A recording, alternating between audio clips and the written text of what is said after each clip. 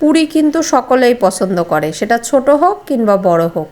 আর এই পুরিটা যদি হয় বাসায় বানানো স্বাস্থ্যকর, তার ভিতরে হয় এত পরিপূর্ণ ডালে ভরপুর, তাহলে তো আর কোনো কথাই নেই।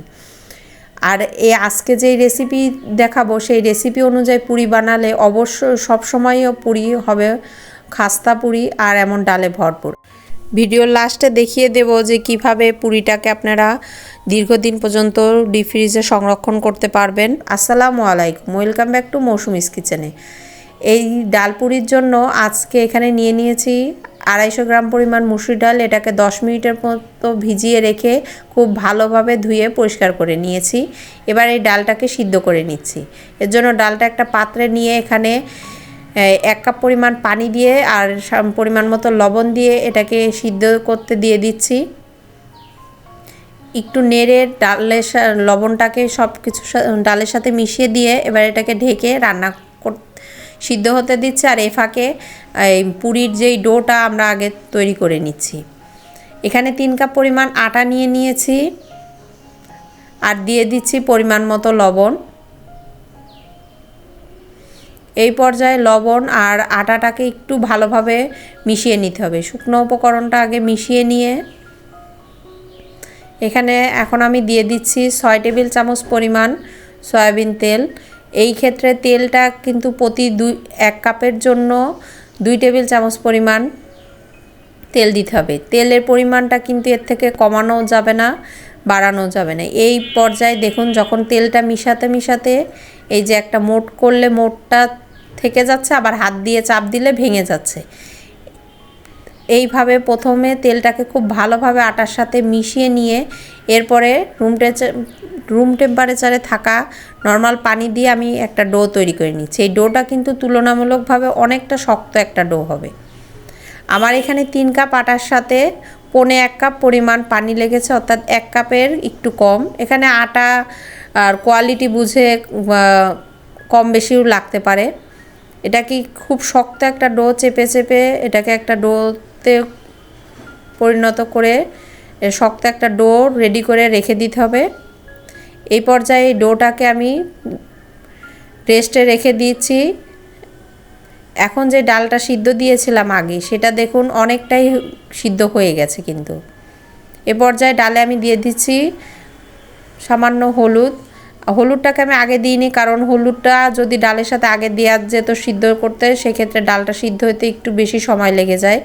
পরে দিলে ডালটা খুব তাড়াতাড়ি সিদ্ধ হয়। এই কারণে ডালটা মোটামুটি 80% সিদ্ধ হওয়ার পর আমি হলুদটা মিশিয়ে দিয়ে আবার একটু ঢেকে দিলাম, যাতে এর ভিতরে যে পানিটা আছে সেটাও যাতে শুকিয়ে যায়।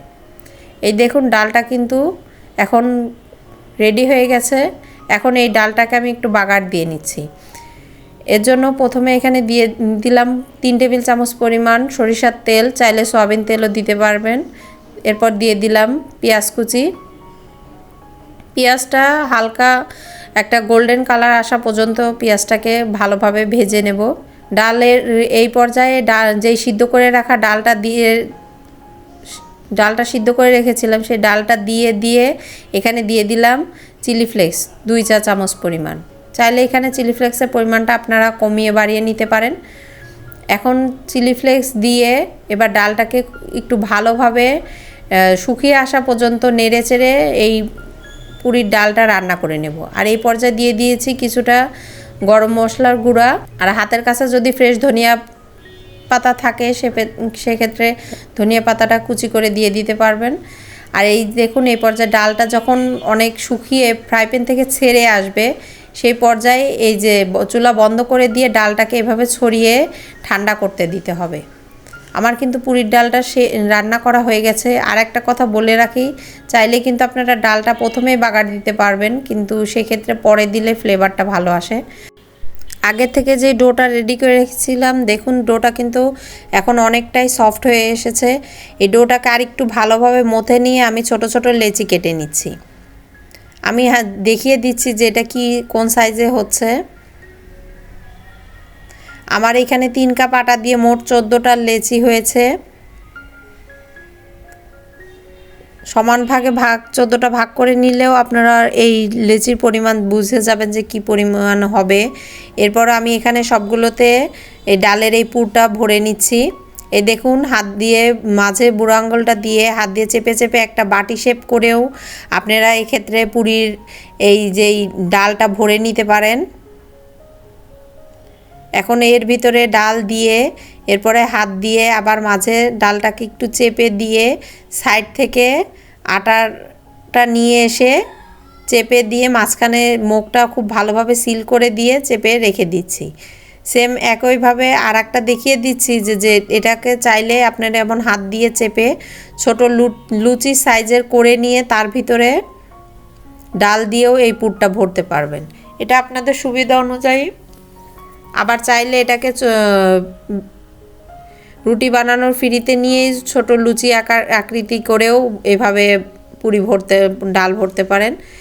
যখন আমরা পুরিটাকে বেলবো সেক্ষেত্রে যেই সাইডটা সিল করেছি সেই সাইডটা অলওয়েজ নিচের দিকে রাখতে হবে।